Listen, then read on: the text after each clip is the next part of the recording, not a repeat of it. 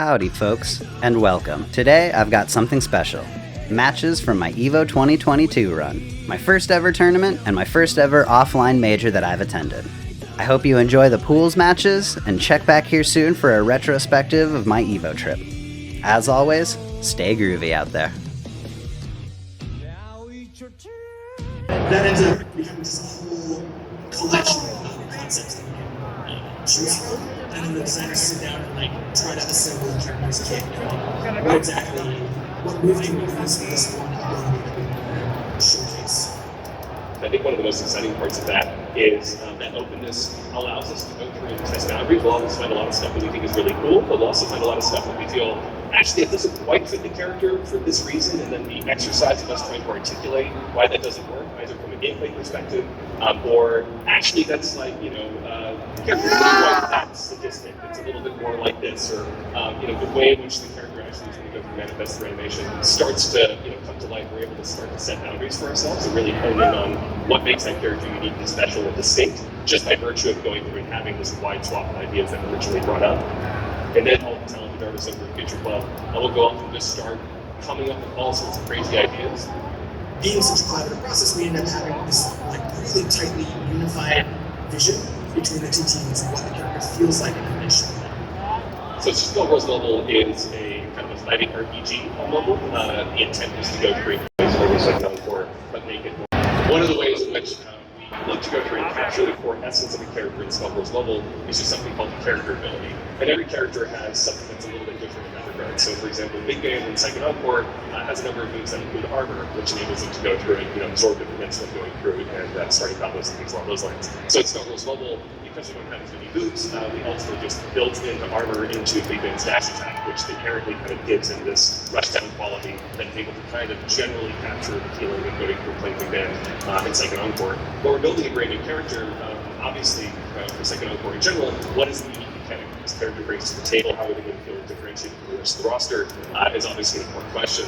Thinking about ways in which that can be distilled in a way that will be able to work for Skullgirls Mobile is a unique challenge there as well. So for Annie, for example, obviously given her kind of magical girl theme, we decided to build this notion of her kind of star power install, which effectively is a meter that can be built in Skullgirls Mobile, and then you can go through and fire it off and she'll enter this new state that intrinsically powers up a lot of her additional moves. That kind of really captures the essence of what it is that we can go through and do in Skullgirls Mobile. You have all these new nuances that come with these moves that have different states depending on whether you're in star power mode or not, but it doesn't require a lot of new kind of finger twister in order to be able to go through and access that functionality. So it's really easy for people to kind of discover that stuff and then slowly figure out the nuances along the way without this really high barrier for entry. Obviously, the functionality for that Skullgirls Second Encore is very different in terms of how you trigger it through the blockbuster system and everything else as well. But it's just one example of different ways in which we try to go through and think about what is the core identity of this character and how it's going to manifest in Skullgirls Mobile and in Skullgirls Second Encore at the same time.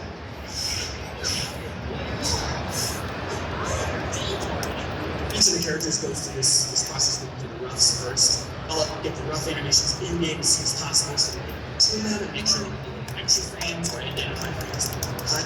That really helps reduce inefficiencies in the back end of the pipeline where once the roughs are done, we can send them all to get them tightened down and the lines cleaned up as the characters take the shape and the character is put out in alpha. The system has some the community gets their hands on the character. We get a ton of really good feedback.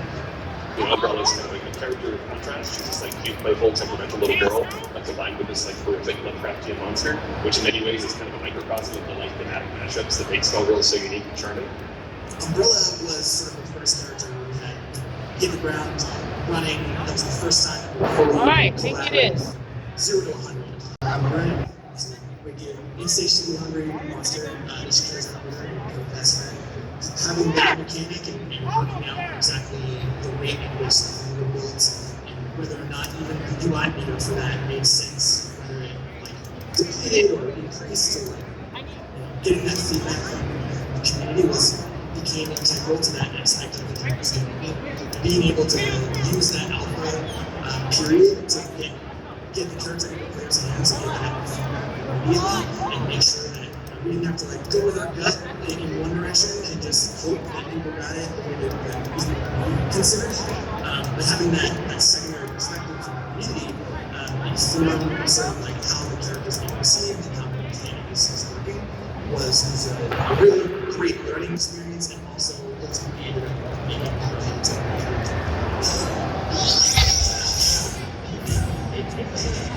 for Dahlia, the most common recurring theme that came out there is that I started conversation with was doing something related to Dahlia's ammo. Since she has a giant grenade launcher mounted on her arm, which is visible ammunition, we talked a lot about how loading and how ammo would work.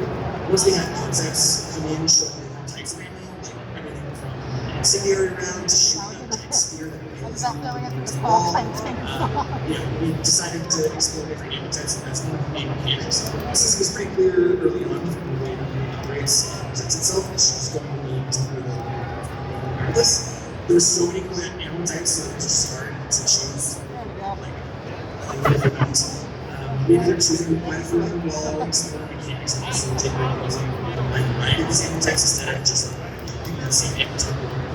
I think one of the things that's interesting that we've been figuring out over the course of the alpha process is just kind of how much agency you as a player have over the type of ammo that you load and use, how much of that is intentional versus how much of it is kind of RNG based, and you have to find a way to kind of leverage whatever ammo state gives you as a means of going through mastering the character as a whole. So that's one of those things that in a traditional fighting game development scenario, you might just have to go through a bit and call, and maybe you guess right, maybe you guess wrong, in terms of what the community would ultimately respond to best, and what finds that sweet spot between being really fun and accessible, while at the same time being really interesting and nuanced for advanced competitive level play. But thankfully, because we have such an active and engaged community, they let us know right away. It's not making sense to go through and play with it. I think each of these characters we see approach gameplay direction in terms of like what gaps. For Dahlia, it's giving her like this new option that feels unique to her. She can do this onslaught instead of air dash in air and from the ground. But it gives her this approach angle that not really has that.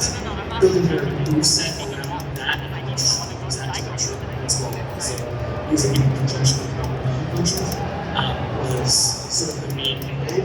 At Combo Breaker, we actually had an exhibition between Godstargod and Pen. We came in and played Dahlia for the very, very first time. They were at our booth for the entirety of the day, and then had a showdown later on that evening. It was just amazing to see all the things they were able to pick up in such a short period of time, even with an extremely limited kit. Now that Dahlia has way more stuff in the kit, and both Sonic and Pen have had more than 6 hours to go through and spend with her, we're really excited to see what kind of madness they'll come up with in the run at Evo today.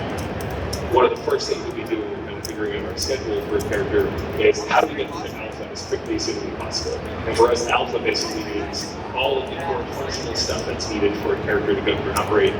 Really basic quick reactions, all the movement animations, basic normals, and juggles, and things along those lines. The character development process kind of doesn't start until you're actually at an alpha point. And we can all go through and play it internally, but then also in skullgirls, we take it one step further, and we go ahead and we make that alpha version of the character available to the public. So while we continue to go through refining the character, tuning them functionally, adding in new animations, the player base is able to actually go through and experience the current state of the character along with us, and be able to see how they go through and react to changes to how our normals behave.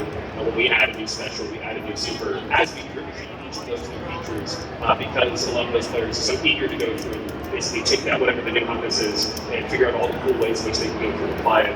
You can kind of watch the community's knowledge and understanding of that character's kit grow organically as each new ingredient is ultimately added, which is really cool and exciting. That community-centric iteration into the process is something that's super, super important for Skullgirls second encore development process, and it's something we've also taken to heart for Skullgirls level as well. Layers of Run for all the time and effort that the community's put into playing those characters, sharing their thoughts, sharing videos, engaging in impassioned debates on Discord and on the forums and whatnot. We literally couldn't do it without them. So it's one of the best parts of developing characters in Skullgirls for me. It's crazy to think that it's been 10 years since the original Skullgirls launched and 5 years since Skullgirls Mobile launched. We certainly wouldn't be here today were it not for the tireless support from everyone in the Skullgirls community. It's only because of everyone's passion and dedication to supporting each other and supporting the game that we have the opportunity to go through and create all of these amazing new characters. The best is yet to come. Thank you so much. We could have done it without you.